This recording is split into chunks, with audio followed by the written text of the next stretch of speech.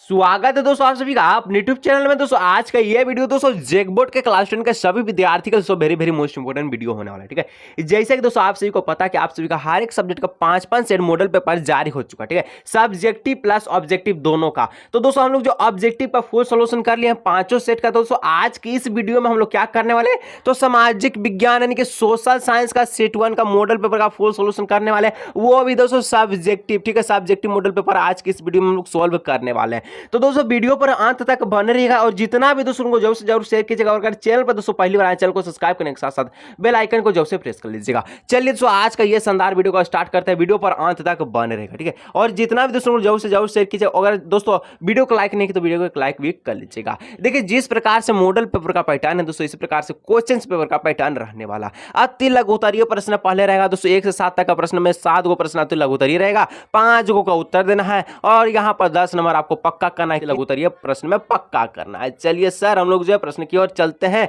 समय बहुत कम है सर। तो दोस्तों पहला प्रश्न कहता है कि कल्पनादर्श यूटोपिया किसे कहा जाता है। तो कल्पनादर्श यूटोपिया एक ऐसे समाज की कल्पना है जो इतना आदर्श है कि उसका साकार होना लगभग असंभव है। यानी कि ऐसा कल्पना करता है कि जिसका साकार होना, जिसका संभव होना पूरा तरह से क्या है, असंभव है, वो कभी भी संभव नहीं हो सकता है।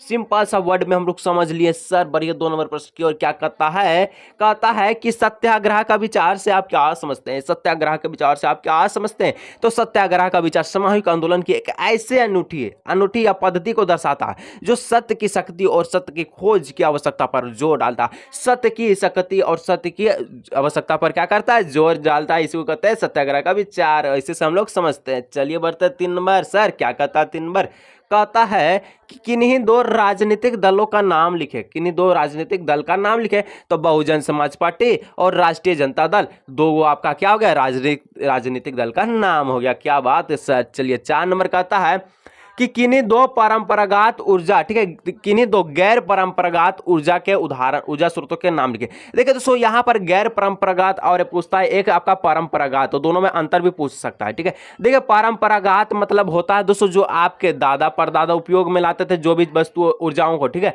और गैर परंपरागत जैसे कि आज के इस दैनिक जीवन में घटना होता है। तो दोस्तों हम लोग जानते हैं कि दैनिक जीवन में गैर परंपरागत जो ऊर्जा है ये मुख्य रूप से सौर ऊर्जा और पवन ऊर्जा अभी पूरा प्रचलित चल रहा है, जिसे गैर परंपरागत ऊर्जा के स्रोत के नाम में शामिल होते हैं। ठीक है, और पहले की ऊर्जा स्रोत तो दोस्तों कोयला हो गया, पेट्रोलियम, ये सब आपका परंपरागत ऊर्जा में होगा। क्या बात है सर, इतना एक्सप्लेनेशन के साथ। सर बताइए 5 नंबर।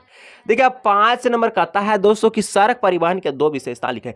सड़क परिवहन के 2 विशेषता लिखना है। चलिए दोस्तों हम लोग शानदार तरीका से लिखते हैं। और अभी तक जो भी वीडियो को लाइक नहीं किया दोस्तों, एक और वीडियो को लाइक, चैनल को सब्सक्राइब जरूर से जरूर कर लीजिएगा।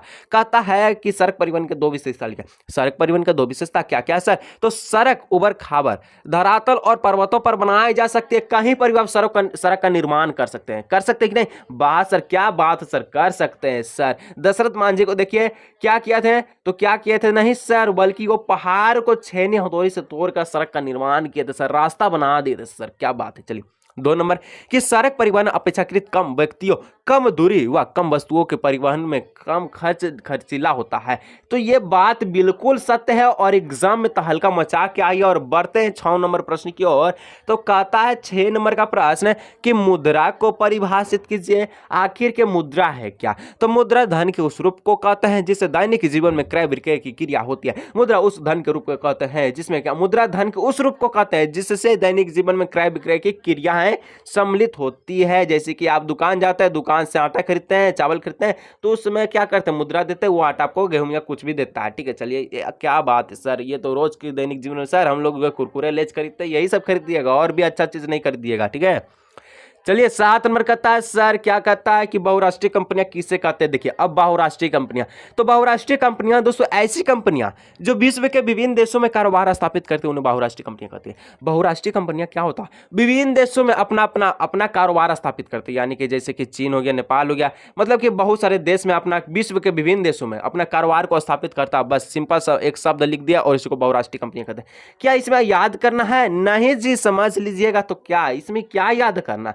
मुझे तो ऐसे ही समझ में आ गया कि ऐसी कंपनियां जो विश्व के विभिन्न देशों में अपना कारोबार स्थापित करते हैं उसे बहुराष्ट्रीय कंपनियां कहते हैं। कितना सिंपल सा वर्ड में लिखे थे। चलिए अब नेक्स्ट दोस्तों लघु उत्तरीय प्रश्न में हम लोग आ गए, ठीक है। वो था अति लघु उत्तरीय और ये आपका लघु उत्तरीय। इसमें भी 7 गो प्रश्न पूछेगा, जी हाँ, और 5 गो को उत्तर देना, लेकिन संख्याओं का नंबर इसमें बड़ा है, यानी 15 नंबर का है। चलिए सर 8 नंबर का प्रश्न कहता है कि फ्रांसीसी लोगों के बीच सामूहिक पहचान के भाव पैदा करने वाले फ्रांसीसी क्रांतिकारी ने क्या कदम उठाए। तो चलिए इसका उत्तर लिखते हैं। फ्रांसीसी लोगों के बीच सामूहिक पहचान का भाव पैदा करने वाले फ्रांसीसी क्रांति ने कई कदम उठाए। कौन कौन से कदम उठाए उन्होंने, इसके लिए क्या किया? तो ठीक है, रोमांटिसिज्म का सहारा लिया। और रोमांटिसिज्म एक संस्कृति आंदोलन था जो एक खास तरह की राष्ट्रवादी भावना का विकास करना चाहता था। कितना सिंपल सा वर्ड का प्रयोग किए हैं दोस्तों, 1 नंबर वर्ड है और एग्जाम में तलका मचा के आइए। चलिए 9 नंबर बढ़ते हैं, और 9 नंबर दोस्तों तो बहुत बार पूछा प्रश्न, ठीक है। कहता है, क्या कहता है सर? सूरत बंदरगाह 18वीं शताब्दी के अंत में हाशिए पर पहुंच गया था। क्यों पहुंच गया था आपको बताना, ठीक है। मशीनों का युग से पहले अंतरराष्ट्रीय बाजार में भारत के सूती कपड़े का दबदबा रहता था। मशीनों का युग से पहले, जब मशीनें नहीं होता था, तब क्या अंतरराष्ट्रीय बाजार में यानी कि विश्व भर में क्या, तो भारत के सूती कपड़े का बहुत ज्यादा दबदबा रहता था, बहुत ज्यादा इसका मांग रहता था। और उस समय सूरत का बंदरगाह का बड़ा ही बोलबाला था। क्यों बोलबाला था? तो वहां से बहुत ज्यादा निर्यात होता, बहुत ज्यादा माल का निर्यात होता। किसका? तो सूती कपड़ा का। पर जब सर, तो यूरोपीय कंपनी ने अपना पैर पसारना शुरू किया, तो वह सूरत के तट पर स्थित बंदरगाह का निर्यात कम होने लगा और वह हाशिए पर पहुंच गए। यानी कि टक्कर कौन दिया? तो यूरोपीय कंपनी ने किसको टक्कर दिया? तो सूरत बंदरगाह को, जो आपका जो सूती कपड़ा का निर्यात करता है उसको टक्कर दे दिया और यहां पर पैर पसार लिया इस निर्यात में। तो क्या हुआ? तो सूरत के तट पर स्थित बंदरगाह का निर्यात बहुत ही कम होने लगा और वह कहां पहुंच गया? हाशिए पर पहुंच। क्या बात है सर। चलिए 10 नंबर कहता है कि बहुउद्देशीय परियोजनाओं से होने वाले लाभों को लिखिए। बहुउद्देशीय परियोजनाओं से क्या क्या लाभ हो सकता है आपको बताना है। बहुउद्देशीय परियोजनाओं से होने वाले लाभ है क्या है? तो जल भंडारण में सहायता मिलती है। बहुउद्देशीय परियोजनाओं से क्या होता है? जल भंडारण में पूरा एक मात्रा में जल यहाँ पर प्रोवाइड आपको देता है। बाढ़ रोकने में भी सहायता मिलती है। क्या बात है। जल विद्युत का उत्पादन करता करेगा कि नहीं? करेगा सर, क्योंकि जल भंडारण होगा तो वहां विद्युत भी उत्पादन होगा।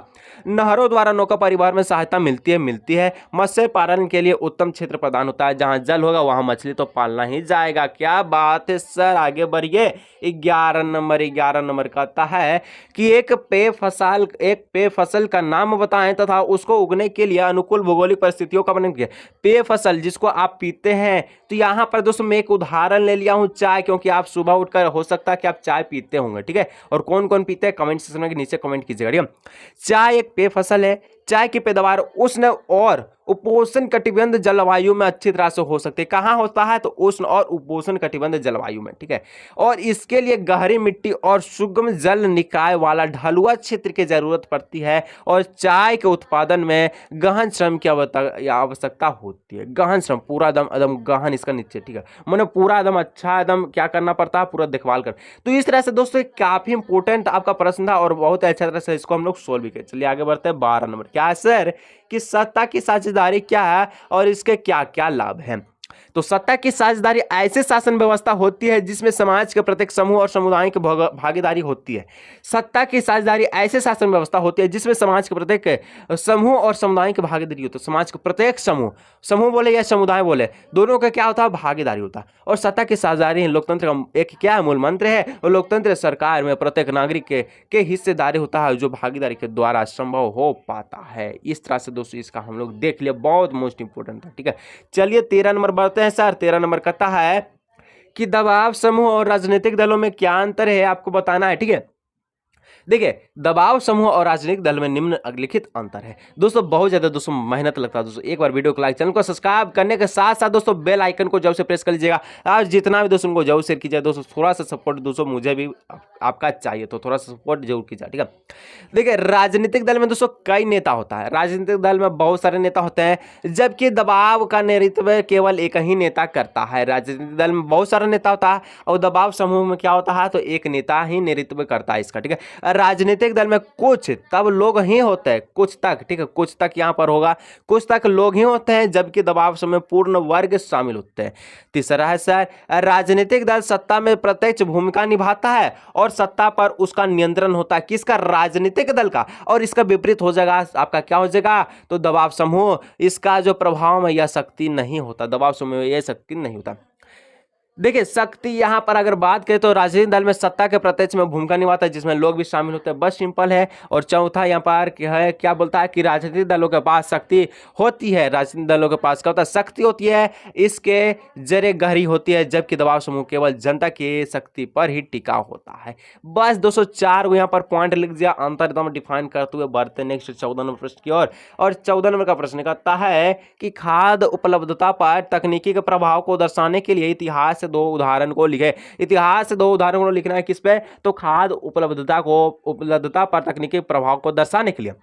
देखिए खाद्य उपलब्धता पर तकनीकी प्रभाव को दर्शाने के लिए इतिहास दो उदाहरण है। क्या क्या उदाहरण है सर? पहला है कि तेज चलने वाली रेलगाड़ियां बनी, कहां बनी? तो यहाँ पर कहां से उदाहरण लिया गया? तो इतिहास लिया गया। तो तेज चलने वाली रेलगाड़ियां बनी, बोगियों का भार कम किया गया, जिसके कारण क्या इसका तकनीक पर पूरा प्रभाव जो दर्शा रहा है। तो ये रहा दोस्तों इसका, हम लोग दो को क्या लिखे? इतिहास से उदाहरण लिख दिए। चलिए बढ़ते हैं, नेक्स्ट बढ़ते हैं। दीर्घ उत्तरीय प्रश्न किन्हीं 3 प्रश्नों का उत्तर दे। टोटल 5 को प्रश्न पूछेगा, 3 का उत्तर देना है और 15 नंबर आपको पक्का करना है, ठीक है। चलिए सबसे पहले 15 नंबर का था दोस्तों, कई बार बोर्ड एग्जाम में पूछा गया और इसका उत्तर दोस्तों बहुत ज्यादा वाक्य में आपको देना पड़ता है, ठीक है। देखिए G77 से आप क्या समझते हैं? G77 को किस आधार पर आप ब्रिटेन वुड्स की जुड़ाव यहां पर संतानों की प्रतिक्रिया कहा जाता है, व्याख्या करें। तो सबसे पहले हम लोग देखेंगे G77 से आप क्या समझते हैं, ये ठीक है। तो G77 विश्व के 77 विकासशील देशों का एक समूह होता है। अगर दोस्तों अब अगर इस शॉर्ट क्वेश्चंस में भी दोस्तों 2 नंबर का पूछता है, ठीक है। G77 क्या है? तो G77 लिख दे दोस्तों, एक विकासशील देशों का समूह है। अगर शॉर्ट में पूछे तो इतना लिख दीजिए, ठीक है। लेकिन लॉन्ग पूछा 5 नंबर तो आपको ऐसे ही नहीं देगा, छोटा सा लिखने पर, ठीक है। तो G77 विश्व के 77 विकासशील देशों का एक ऐसा समूह होता है जो अपनी अर्थव्यवस्था को तेजी से गति प्रदान करता है और उद्देश्य संगठित करते हैं। इन 77 देशों ने कई अंतर्राष्ट्रीय आर्थिक प्रणाली के आवाज उठाए हैं। इस नई आर्थिक प्रणाली से उनका आशय एक ऐसी व्यवस्था से था जिसमें उन्हें अपने संसाधनों पर सही अर्थ में नियंत्रण मिल सके, जिसमें क्या उन्हें विकास के लिए आर्थिक सहायता मिल सके, कच्चे माल के सही दाम मिल सके और अपने तैयार मालों का विकासित देशों में बाजार में बेचने के लिए बेहतर पहुंच मिल सके। G77 विकास क्या? अपना विकास, अपना देश विकास करता है जी। बस इतना सिंपल सा पॉइंट था दोस्तों, उसी पर ये जो है पूरा पॉइंट को निर्भर कर दिया गया है। इसलिए कहते हैं दोस्तों चीजों का समझा कि जब चीजों समझ जाते हैं तो आपको कुछ भी, अगर इसके अलावा 2 भी पेज लिखने को कहेगा तो आप लिख सकते हैं, ठीक है। विकासशील मतलब एक शब्द है विकासशील, विकासशील के बारे में कितना चीज आप लिख सकते हैं, ठीक है। अब नेक्स्ट पॉइंट बोला था, क्या बोला था सर कि यहाँ पर क्या बोला था कि G77 को किस आधार पर ब्रिटेन वुड्स की जुड़ाव संतानों की प्रतिक्रिया कहा जाता है, व्याख्या करें। तो दोस्तों यहाँ पर लिख दिया G77 को ब्रिटेन वुड्स की संतानों की प्रतिक्रिया के रूप में देखा जा सकता है क्योंकि पश्चिम में विकसित राष्ट्रों ने अपनी अर्थव्यवस्था को मजबूती और स्थायित्व प्रदान करने के लिए ब्रिटेन वुड्स व्यवस्था का निर्माण किया था और इस व्यवस्था का संचालन और एकाधिकार अमेरिका, इंग्लैंड, फ्रांस, रूस जैसी शक्तियां, ठीक है, बड़ी शक्तियां इसके हाथों में थे। इससे विकासशील देशों की अर्थव्यवस्था को कोई विशेष लाभ नहीं हुआ था, अतः इस व्यवस्था की प्रतिक्रिया स्वरूप इन G77 विकासशील देशों में G77 का गठन करते हैं। कितना सिंपल सा वर्ड लिखा है दोस्तों, बहुत मजा आया। चलिए सर 16 नंबर प्रश्न की ओर बढ़ते हैं। समय सर बहुत कम है एग्जाम का, सर एग्जाम में तहलका मचाना है सर, जल्दी से रिवीजन भी कराए सर वीडियो का। और अगर दोस्तों आप सभी का जितना अधिक कमेंट आता है कि सर सोशल साइंस का ऐसा क्वेश्चन बताइए जो एग्जाम में 100% डायरेक्ट देखने को मिले, कमेंट कीजिएगा दोस्तों। मैं जल्द से जल्द वो वाला क्वेश्चन लेकर आने वाला हूं जो आपको एग्जाम में मिलने वाला है, कमेंट कीजिएगा, ठीक है। अब 16 नंबर कहता है कि शासन के संज्ञा और एकात्मक स्वरूप में क्या क्या मुख्य है, ठीक है, क्या क्या मुख्य है और इसका उदाहरण के माध्यम से स्पष्ट करें। और एक बार दोस्तों कृपया करके वीडियो को लाइक, चैनल को सब्सक्राइब नहीं किया तो दोस्तों कर लीजिएगा। शासन के संज्ञा और एकात्मक स्वरूप में क्या क्या मुख्य है, तो क्या क्या मुख्य है तो हम लोग यहाँ पर देखते हैं, ठीक है। तो आमतौर पर संघीय व्यवस्था में दो स्तर पर सरकार होती है। उदाहरण के लिए भारत में केंद्र सरकार और विभिन्न राज्य सरकारें के बीच शक्तियों का बांटा करता है। कौन बांटा करता है? तो देखिए, आमतौर पर संघीय व्यवस्था में हम लोग देखें तो दो स्तर पर सरकारें होती है। पहला तो ये आपका हो गया किसके? भारत में केंद्र सरकार और विभिन्न राज्य सरकारों के बीच क्या होता है? शक्तियों का बांटा करता है। और एकात्मक व्यवस्था में शासन का एक ऐसा ही स्तर होता है और बाकी इकाइयों उसके अधीन होकर काम करता है। उदाहरण के लिए श्रीलंका में राष्ट्रीय सरकार के पास सभी शक्तियां शामिल है। बहुत मोस्ट इंपोर्टेंट। चलिए 17 नंबर सर कहता है, क्या कहता कि भारत में तृतीयक क्षेत्र इतना महत्वपूर्ण क्यों हो गया? तृतीयक क्षेत्र जो सेवा प्रदान करता है आप सभी को, जी वो किस लिए इतना महत्वपूर्ण हो गया है? चलिए दोस्तों, छोटा सा प्रश्न है, ठीक है। शिक्षा तृतीयक क्षेत्र में आता है कि नहीं? कमेंट सेक्शन में कमेंट करना है। चलिए सर 17 नंबर की ओर। तो भारत में तृतीयक क्षेत्र इतना महत्वपूर्ण क्यों? तृतीयक क्षेत्र भारत के सकल घरेलू उत्पाद में बड़े पैमाने पर योगदान दिया। सकल घरेलू उत्पाद क्या? जीडीपी में बड़े पैमाने पर योगदान दिया है और इससे भारत के आर्थिक विकास में सहायता महत्वपूर्ण निभाती है। सकल घरेलू उत्पाद जीडीपी के अनुसार हम लोग जानते हैं कि आर्थिक विकास में महत्वपूर्ण भूमिका निभाती है। तृतीयक क्षेत्र भारत में रोजगार के विशाल अवसर प्रदान करता है। तृतीयक क्षेत्र भारत में बहुत सारे विदेशी निवेशों को आकर्षित करता है। इसलिए भारत में तृतीयक क्षेत्र इतना महत्वपूर्ण हो गया है। कितना सिंपल सा वर्ड अब यहाँ पर इस्तेमाल किया दोस्तों।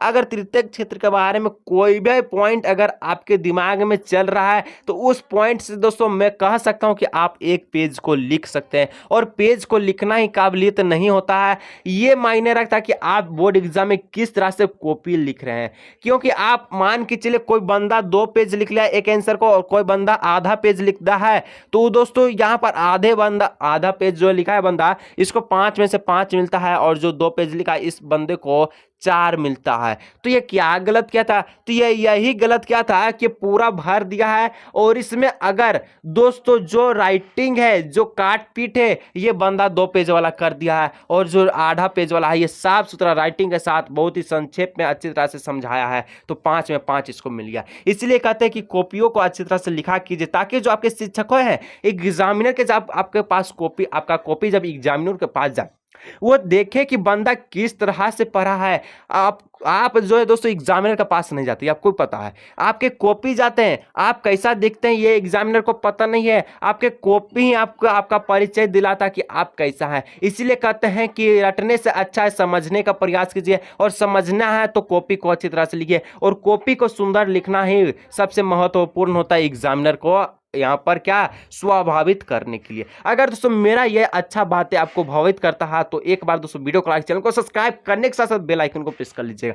चलिए सर 18 नंबर कहता है कि मृदा अपरदन किसे कहते हैं और इससे बचाव का उपाय क्या? मृदा अपरदन कहने का मतलब क्या? एक शब्द है मृदा अपरदन। मृदा अपरदन का मतलब ही होता है मृदा का कटाव। मृदा का कटाव क्या? मृदा का कटाव क्या है, किसे कहते हैं? तो मृदा अपरदन प्राकृतिक रूप से घटित होने वाली एक भौतिक प्रक्रिया है जिसमें मुख्यतः जल एवं वायु जैसे प्राकृतिक तो यहाँ पर भौतिकी बलों, ठीक है, बलों द्वारा भूमि के ऊपरी मृदा के कणों को अलग कर बाहर ले जाता। देखिए दोस्तों, जब भी जल एवं वायु तेज से बहता है तो ये मृदा को क्या करता है? काटते हुए ले जाता है। मृदा के ऊपरी परत को काटते हुए ले जाता है, उसके कण को बाहर ले जाता है। इसी को हम लोग मृदा अपरदन कहते हैं। और इससे बचाव के उपाय क्या है? तो इससे बचाव के उपाय भी लिख दिए हैं दोस्तों। क्या है सर? तो है ना, जैविक खाद, वन संरक्षण, वृक्षारोपण, बाढ़ नियंत्रण, नियोजित चराई, बांध बनाना, ये सभी तो इसका उपाय है। अगर ये सभी चीज अच्छी तरह से है तो आपका मृदा अपरदन नहीं होगा जी। तो क्या बात है सर। और दोस्तों जो आपका 19 नंबर का प्रश्न है ये मैप से संबंधित प्रश्न है। और आपको पता है कि मैं एक मैप का वीडियो बनाया था जिसमें से 5 गो प्रश्न आपको बताया था और उनमें से एक प्रश्न आपका फिक्स है। अगर उस वीडियो को नहीं देखे हैं तो एंड स्क्रीन में शो हो रहा है, क्लिक कीजिए और मिलते हैं नेक्स्ट वीडियो में। वीडियो अच्छा लगता है चैनल को सब्सक्राइब, वीडियो को लाइक कीजिएगा। मिलेंगे हम लोग दोस्तों नेक्स्ट वीडियो में।